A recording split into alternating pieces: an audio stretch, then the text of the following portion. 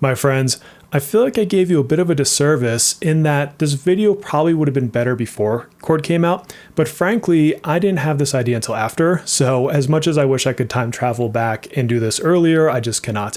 And the topic I want to talk to you today is comparing Chord's A1 to Futaba's A1. And you might be asking yourself, why is that important? Who cares? Well, a lot of people have listened to various content creators, myself included, that have kind of said, there's a few characters we would like an A1 on. Chord's in that list, Futaba's in that list, there's others, but they're farther away. And so now we're in the situation where Chord is out. She's out for the next basically month as of recording this. And you may be looking at your resources and saying, well, should I go for her A1?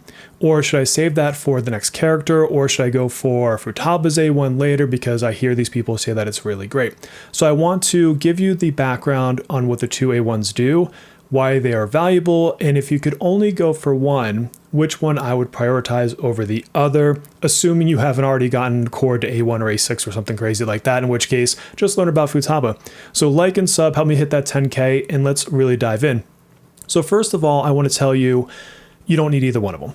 I don't have either one of them on KR. It's perfectly fine. They're both incredible characters without their A1s. Second thing I want to tell you is, again, working on limited resources, I would prioritize their weapons over their awarenesses. So obviously you have to pull the character. That's kind of non-negotiable. No reason to talk about an A1 if you don't have the character. But once you have the character, I would go and get the weapons first. Then I would come back and look for the awarenesses. On both examples, on both characters, you just get more for the character by getting their weapon before their awareness. So that's how I would prioritize that. So now let's go into the, what are you gaining by getting this extra piece? So right now I'm on my global account and I'm using Chord. Don't worry about the setup of this team. I just want to show you these buffs.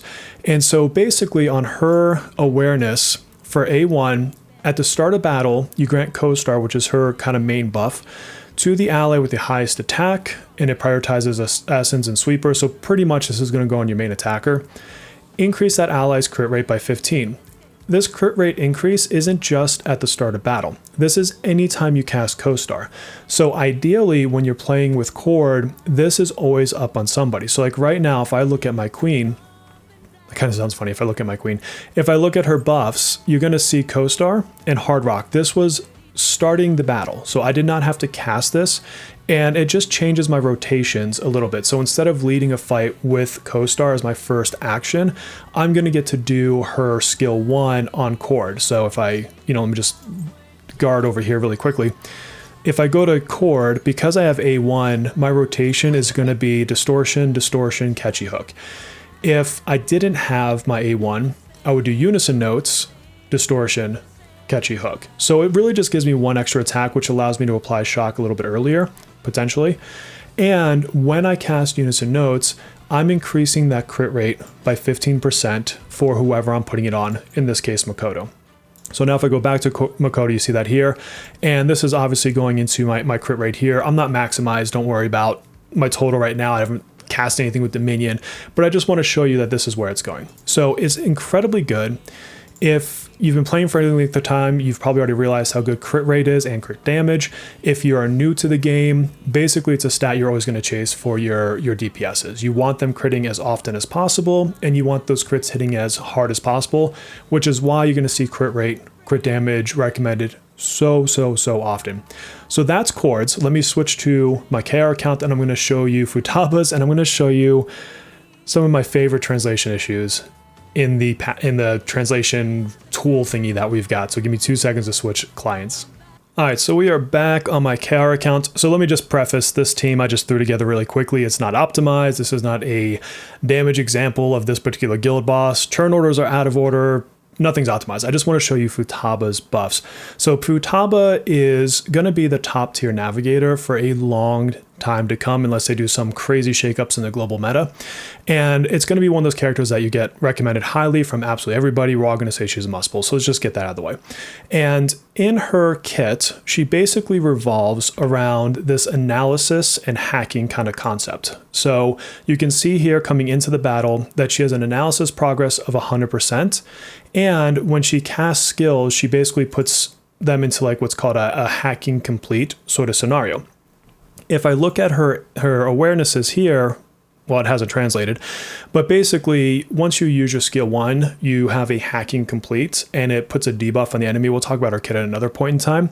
And if that was the A0, that would be it. So then you just kind of go through a rotation with her, 1-3, 1-3 on most situations. And the A1, what it ends up doing is it's the way it's written, it says that when your analysis is 100%, or when you're in the hacking complete status, which is like a buff, you get a 12% boost to crit rate for everybody. Now, right off the bat, we can say that that's 3 points less than Chord, okay? So I know that's what you're thinking. And so if I look at my Wonder right now, if, first of all, this is the best translation ever. My guess here is that this buff is because I went harem route on global, and this is its punishment, is just putting this on my screen now. So figure out what that buff is all about. But right now you're going to see I don't have any sort of hack complete on anybody or anything else. Now my Futaba is not A1. You can see already though, my analysis is 100% coming into the battle. So if I were to go through and let me just do like the basic setup here just to get things rolling. Okay, so now we're back. So we've got her up, so I'm in round 2. So remember, she has now started the battle with this 100% analysis, which looks super, super cool. So now what I can do is apply silent hacking, which is its own debuff, whatever, and it's going to give hacking complete to all allies. So we'll do this really quickly. Meow. And then I can go back into my buffs and we will see hack complete. So just on its base, this is A0. I'm going to get this increased damage because of that particular thing. If I had her A1, I would also have 12% crit rate. Now, something that you may not realize is that by normal gameplay of using your powers and charging up this analysis status, this becomes permanent. So right now you see I have absolutely no analysis. If I keep playing this battle out, then what's going to end up happening is before my hack complete runs out, I'm going to get back to that 100% analysis status. And so just like Chord on the one character, I can give a 12% crit buff to the whole team. So that then brings into the question, well, which one is better? Chord's is 15%, and you really probably mostly care about DPS, and Futaba's is 3 points less than that. It's a fair assessment. Here's the differences. A, Futaba's is party-wide. So it's not just helping your one DPS, it is going to help your other characters. Now, even if they're not necessarily attacking, squeezing out a couple extra crits when they do attacks is helpful. For example, with Wonder, a lot of the times you're going to use attacks in rotations for various different reasons. Maybe it's setting up a shock, maybe it's a Bishamoten on Queen to set up that extra damage buff. There's a lot of different reasons why he would do that. He also has particular personas that buff based off of crit rate. So there are places where you just want more of it for the party. So that's reason number 1. Reason number 2 is Chord's buff is only relevant when Chord is in the team. Now, will you be using Chord in most of your teams? Yes, you will. But you have guild bosses. You have SOS. Eventually, and hopefully soon, guild bosses will have 3 bosses. So like if I back out of this, you're going to see I actually have 3 bosses to fight, not 2. And so with the restrictions on how often you can use a character, you're going to have plenty of teams that do not have Chord in it. Now, in those situations, you may be having a Futaba on a different team. Not always. There's going to be plenty of teams where you run Chord and Futaba, and then you just got this, nice double crit bonus going on here, which is never a bad thing.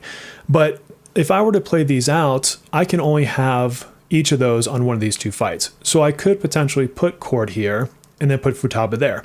The other thing is you're going to have teams where you just don't run Chord, period. So maybe you're in, I don't know, a hard velvet trial or some sort of a boss or some other situation where maybe you had to sub Chord out because you needed more sustain. Or, maybe you just want to run a different team like a Yusuke team who isn't going to want Chord on his team. She doesn't really help him all that well. Then you've got a Futaba, and Futaba can give you those crit bonuses. So where Chord is good for a single attacker, Futaba is good everywhere.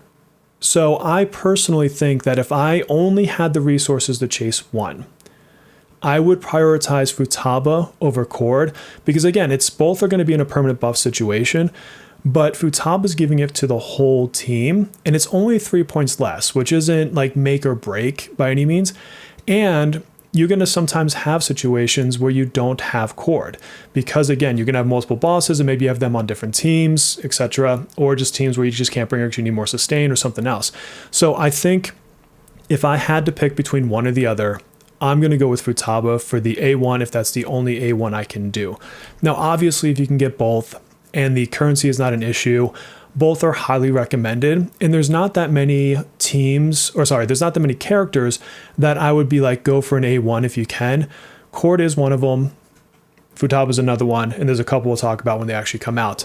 And so I think that both bring incredible value to your teams by having their A1s. But again, by themselves, perfectly fine. I don't have an A1 for either one of them on my KR account, and I do plenty of damage. Granted, I'm not trying to top leaderboards, but I don't feel like I'm missing anything. And when I play my Chord on KR versus my Chord on global, yeah, my global one feels a little bit cooler, but it's not like dramatically so. It really isn't like the end of the world. And I don't think it'll be that way with Futaba either. So my preference would be make sure you get both characters if you can. So go characters first, weapon second, plan your resources around that. Then if you can have enough resources left over, maybe you're skipping some summer units or Mesa or whatever, then think about the A1s. And again, I would go for Futaba's first. That's the one I would prioritize over Chord. But if you have enough for both, go for both. That's my opinion. Feel free to challenge it down below in the comments, but that's how I would do it on my account. I already have an A1 Chord. I will be pushing for an A1 Futaba. Just spoiler alert, I'm going for it. And with that, my friends, a like and a sub on your way out the door would help tremendously, especially if you made it this far and you got value out of this video. And until our next video or live stream, please take care of yourselves.